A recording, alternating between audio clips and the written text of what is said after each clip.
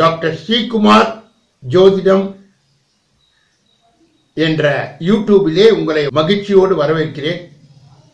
2019 வாக்கியப்படி பிப்ரவரி 13 அன்று திருக்கணிதப்படி மார்ச் 7 இந்த ராகு கேது பெயர்ச்சி ஏற்படுகிறது.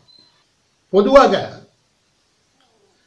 18 மாதங்களுக்கு ஒரு தடவை இந்த ராகு கேது பெயர்ச்சி நடந்து கொண்டே இருக்கும். இப்பொழுது ராகு கடகத்தில் இருந்து விலகி மிதுனத்திலும், கேது மகரத்தில் இருந்து தனுசிலும் பரிபாலனம் செய்ய இருக்கிறார்கள்.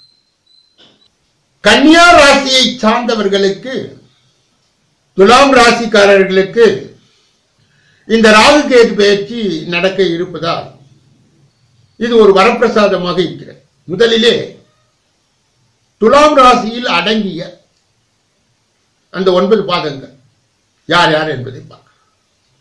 சித்திரை 3, 4, சுவாதி 1, 2, 3, 4, விசாகம் 1, 2, 3 ஆகிய 9 பாதங்களை அடங்கிய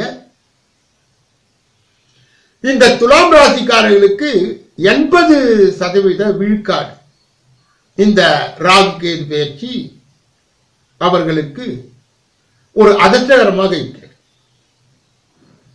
3 கேது 9 ராகு என்ற அமைப்பு துலாம் ராசிக்காரர்களுக்கு இது ஒரு பொன்னான நேரம் என்று கூறலாம்.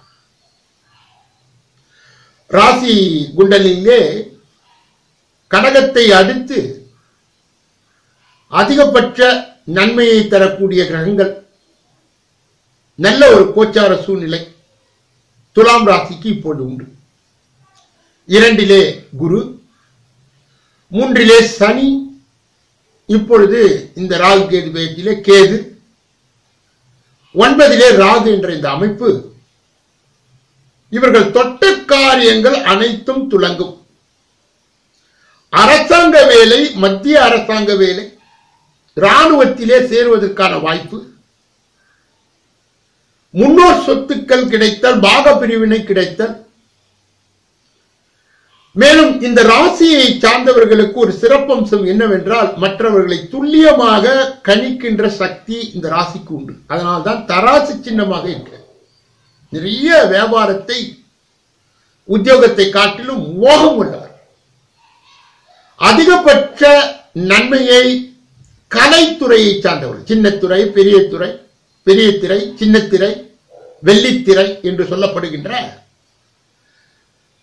கலை துறையிலே அதிகபட்ச வெற்றியை இந்த காலகட்டத்தில் இந்த துலாம் ராசியை சார்ந்தவர்கள் பெறுவார்.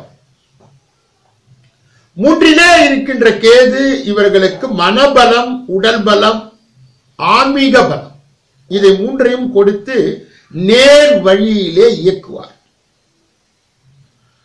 அப்பொழுது இந்த துலாம் ராசியை சார்ந்தவர்களுக்கு கலைத்துறையாக இருந்தாலும் சரி, அரசாங்க பணியாக இருந்தாலும் சரி, மத்திய அரசாங்கமாக இருந்தாலும் சரி, மாநில அரசாங்கமாக இருந்தாலும் சரி,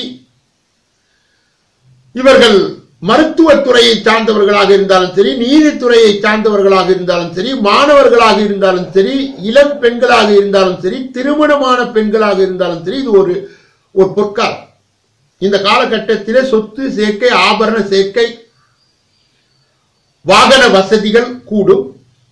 வீட்டிலே சுபகாரியங்கள் தடை பெறாமல் நடைபெறும். மேலும் குழந்தை பேரு, மூதாதையர்களுடைய சொத்து, ஏற்கனவே இவர்கள் திட்டமிட்டபடி தந்தை சொத்து கிடைக்குமா, தாத்தா சொத்து கிடைக்குமா என்று நினைத்த துலாம் ராசிக்காரர்களுக்கு இது ஒரு பொற்காலம்.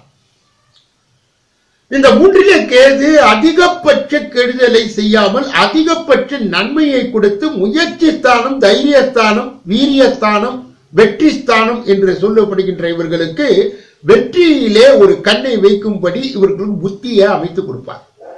ஞானக்காரகனான கேது அறிவு பகுதியாக இருக்கின்ற தனுசிலே செல்லும் பொழுது அவரை கோதண்ட கேது என்று அழைக்கிறார்கள்.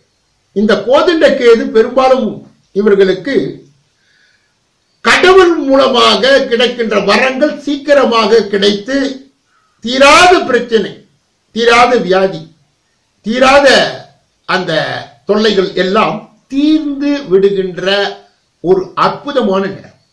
ஆனால் இவை அனைத்தும் பொது கருத்து என்பதை நீங்கள் மனதில் நிறுத்த வேண்டும். தனிப்பட்ட ஜாதகத்தில் தான் அவர்களுடைய தசா புத்தி வேறுபடும். அதற்கு தகுந்தால் போன்று 70% எதிர்காலத்தை நிர்ணயிக்கின்ற சக்தி தசாவுக்கும் புத்திக்கும் உண்டு. 30% தான் கோச்சாரம் கொடுக்கும். ஆனாலும் கூட அனைத்து கிரகங்களும் பெரிய கிரகங்களான குரு, சனி, இப்பொழுது அந்த வரிசையிலே கேது இவர்களுக்கு சாதகமாக இருப்பதால் இவர்கள் தொட்ட காரியங்கள் அனைத்தும் துலங்கும். குலதெய்வ வழிபாடு நிலைக்கும். இவர்கள் வீட்டிலே மன மகிழ்ச்சி உண்டாகும், புதுக்குளம் உண்டாகும், புதிய சொத்து சேர்க்கை உண்டாகும். ஏற்கனவே இருந்த சகோதரருடைய உறவானது பலப்படும். அனைத்து தடைப்பட்ட காரியங்கள் நடைபெறும். இந்த துலாம் ராசியை சார்ந்தவர்கள் 27 உளுந்து, 27 கொள்ளு இதை வெள்ளை துணியிலே முடிந்து வீட்டிலே விநாயகரையும் காளியும் அல்லது அம்மனையும் அம்பாளையும் வணங்கி வர இவர்களுடைய காரியங்கள் அனைத்தும் வெற்றிகரமாக செயல்படும். என்னுடைய அன்பான நேயர்களே, என்னுடைய அந்த பதிவிலே டிஸ்கிரிப்ஷன் பாக்ஸ் இதற்கு முன்னால் பதிவு செய்த முக்கியமான அந்த பலன்களையும், ஆண்டு பலன்களையும், ராகு கேது பெயர்ச்சி பலன்களையும், மாத பலன்களையும் பதிவிட்டு இருக்கின்றேன். அவசியம் பார்த்து நீங்கள் பயன்பெற வேண்டும் என்று உங்களை வேண்டி கேட்டுக்கொண்டிருக்கிறேன். என்னுடைய அன்பான யூடியூப் நேயர்களே, இதிலே வருகின்ற அந்த பதிவுகள் உங்களுக்கு பிடித்திருந்தால் இதை நீங்கள் மற்றவர்களுக்கு ஷேர் செய்யலாம். அதிலே வருகின்ற பதிவுகளை அப்டேட் செய்ய நீங்கள் அந்த பெல் பட்டனை பிரஸ் செய்யவும், மற்றும் உங்களுக்கு, உங்களுடைய நண்பர்களுக்கும் உங்களுடைய உறவினர்களுக்கும் இதை ஷேர் செய்து உங்களுடைய கமெண்ட்டையும் எனக்கு சொன்னால் மேற்கொண்டு வருகின்ற பதிவுகளிலே என்னுடைய விளக்கத்தை நான் உங்களுடைய ஆசைக்கு தகுந்தாற் போன்று பூர்த்தி செய்ய கடமைப்படுகிறேன்.